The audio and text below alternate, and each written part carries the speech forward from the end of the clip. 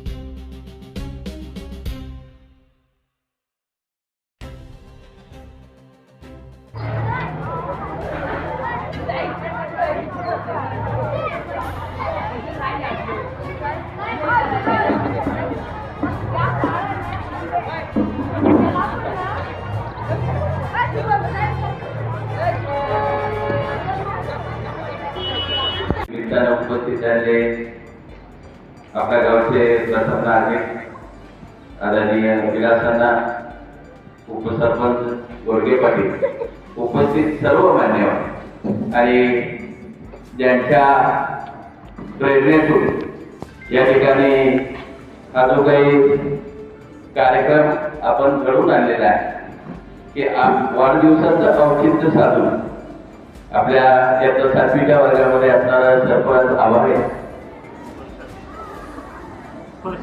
स्पर्शराज आभारे याचा वाढदिवस आहे.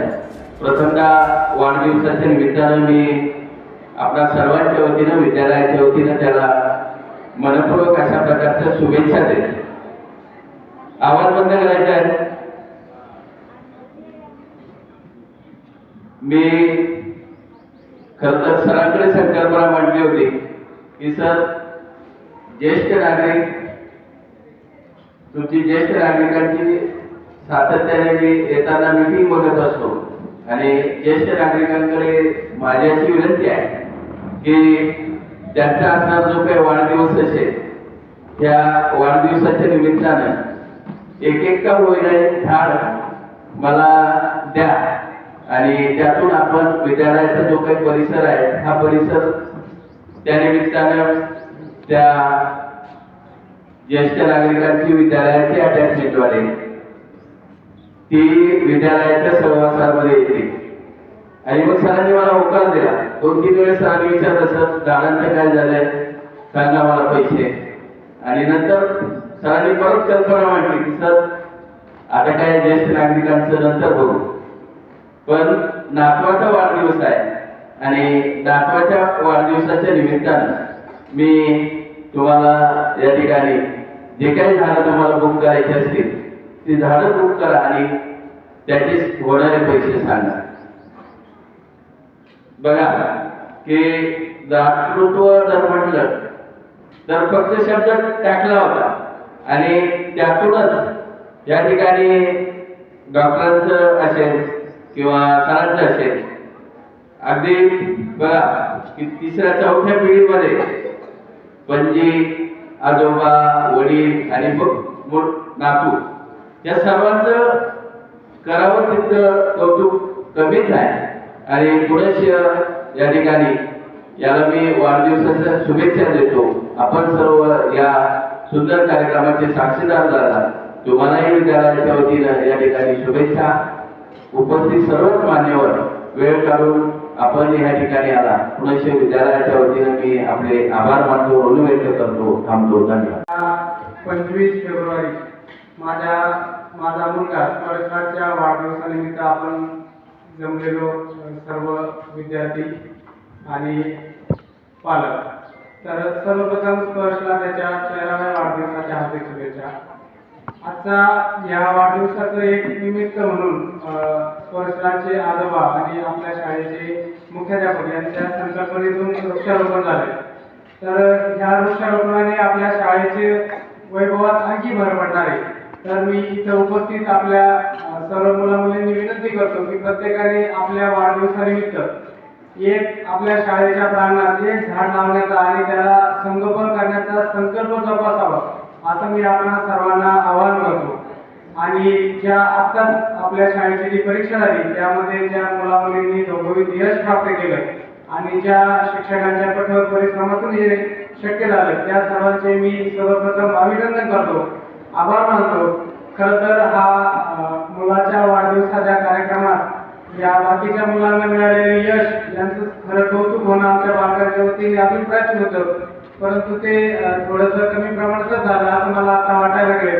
तर या मुलांचा आणि सरांचा आपण एक स्पेशल सत्काराचा कार्यक्रम एखाद्या निमित्त कारणाने आपण घेऊ, कारण ही खरंच कौतुकास्पद आहे. आपल्या आजूबाजूच्या शाळेचा विचार केला तर त्यांच्या तुलनेत आपल्या शाळेला हे घवघवीत यश प्राप्त झाले.